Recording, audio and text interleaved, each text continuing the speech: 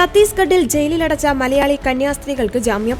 മതപരിവർത്തനം, മനുഷ്യക്കടത്ത് എന്നീ കുറ്റങ്ങൾ ആരോപിച്ച് 9 ദിവസമായി കന്യാസ്ത്രീകൾ ജയിലിൽ തുടരുമ്പോഴാണ് ബിലാസ്പൂർ NIA കോടതി കന്യാസ്ത്രീകൾക്ക് ജാമ്യം അനുവദിച്ചത്. വെള്ളിയാഴ്ചയാണ് ഛത്തീസ്ഗഡിൽ മതപരിവർത്തനം ആരോപിച്ച് 2 കന്യാസ്ത്രീകളെ അറസ്റ്റ് ചെയ്ത് ജയിലിലടച്ചത്. 9 ദിവസമായി ദുർഗിലെ ജയിലിൽ കഴിയുകയായിരുന്നു സന്യസ്തർ. ASMI സന്യാസിനി സമൂഹാംഗങ്ങളും അങ്കമാലി എളവൂർ ഇടവകാംഗമായ സിസ്റ്റർ പ്രീതി മേരി, കണ്ണൂർ തലശ്ശേരി ഉദയഗിരി ഇടവകാംഗമായ സിസ്റ്റർ വന്ദന ഫ്രാൻസിസ് എന്നിവരെയാണ് ദുർഗ് റെയിൽവേ സ്റ്റേഷനിൽ നിന്ന് അറസ്റ്റ് ചെയ്തത്. കന്യാസ്ത്രീകൾക്കൊപ്പം 3 പെൺകുട്ടികളും ഒരാൺകുട്ടിയും ഉണ്ടായിരുന്നു. ഉത്തർപ്രദേശിലെ ആഗ്രയിലേക്ക് പോകാനെത്തിയപ്പോഴായിരുന്നു അറസ്റ്റ്.